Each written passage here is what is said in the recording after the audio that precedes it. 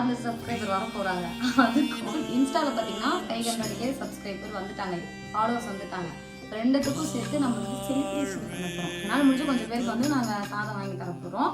அதை இந்த வீடியோவில் பார்க்க போகிறீங்க. அது எதுக்கு வீடியோவே எடுக்கிறீங்க அப்படின்னு கேட்டால் எடுத்து போடுவோம். அப்போ தான் நீங்களும் வாங்கி தருவீங்க. இப்போ நான் ஸ்டார்ட் பண்ணியிருக்கல, நீங்களும் ஸ்டார்ட் பண்ணுவோம். சரிங்களா?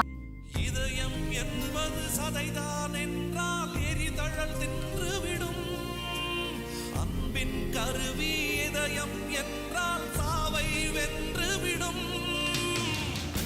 பார்த்தீங்கன்னா நம்ம எல்லாருக்குமே சாப்பாடு கொடுத்ததுல அவ்வளோ சந்தோஷம்.